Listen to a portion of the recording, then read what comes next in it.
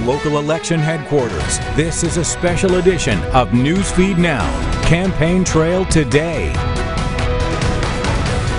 We are taking a live look from Pennsylvania, where it's a neck-and-neck race. With 98% of the precincts reporting there, former Vice President Joe Biden has 49.5% of the vote.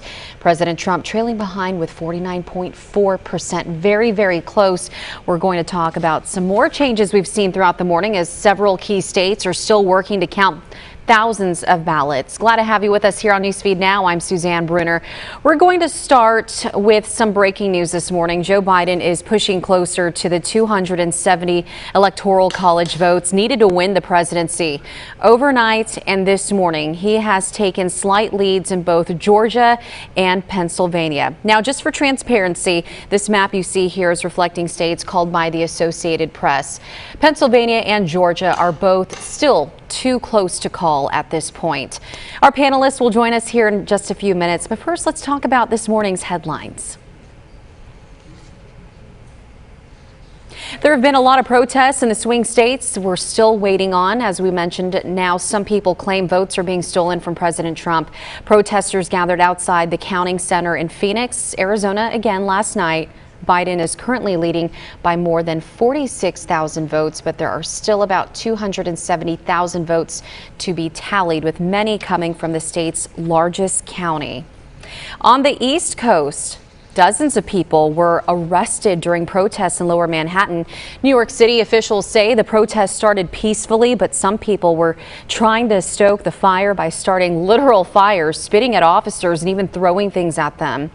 And then demonstrations also heated up in Detroit. That's where Trump supporters called for counting to stop outside the TCF Center.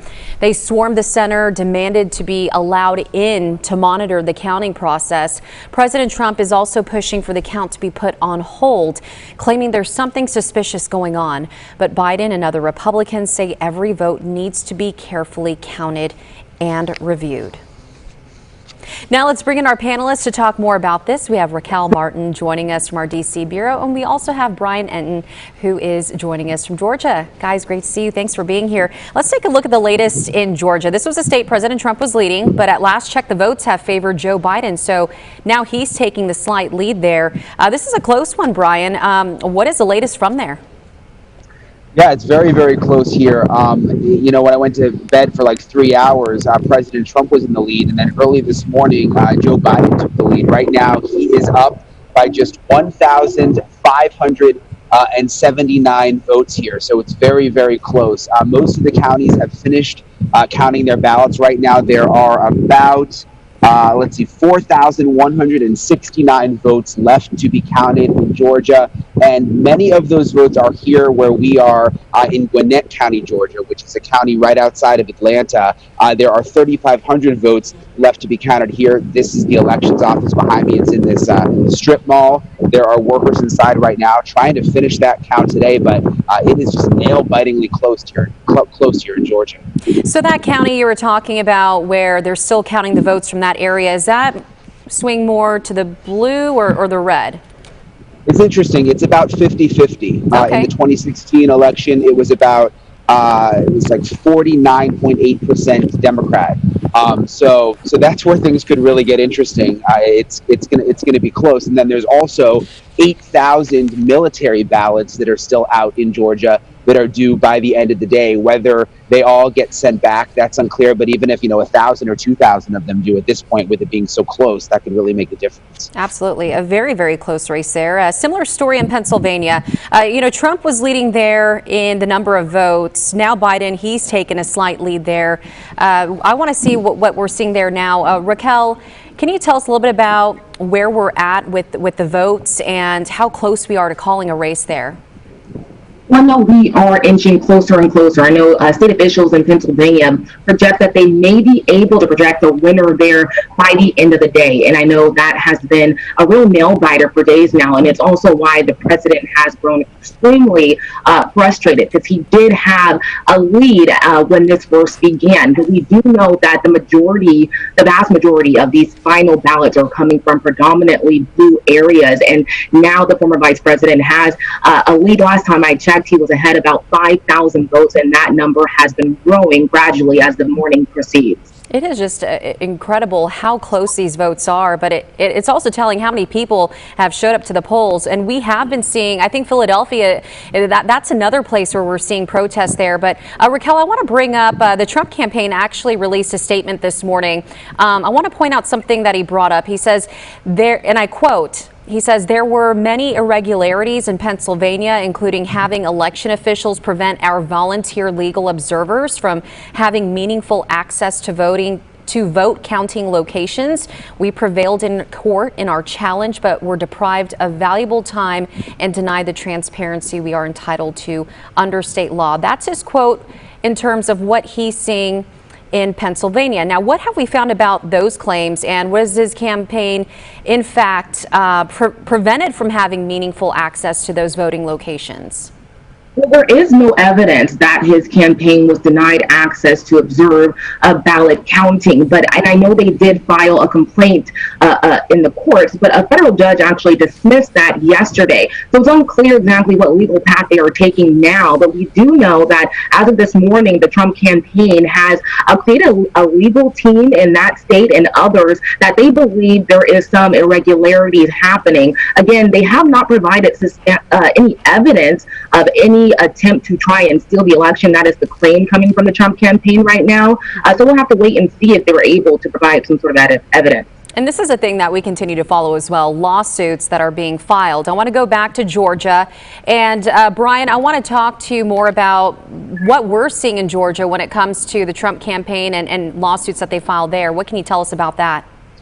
Yeah, so they filed one lawsuit in Chatham County, Georgia, which is where Savannah is. They filed that lawsuit, I think it was yesterday morning, basically claiming that there were some absentee mail-in ballots that came in after the 7 o'clock deadline on Election Day. They said there were about 50 ballots that they heard about that came in after that 7 o'clock deadline.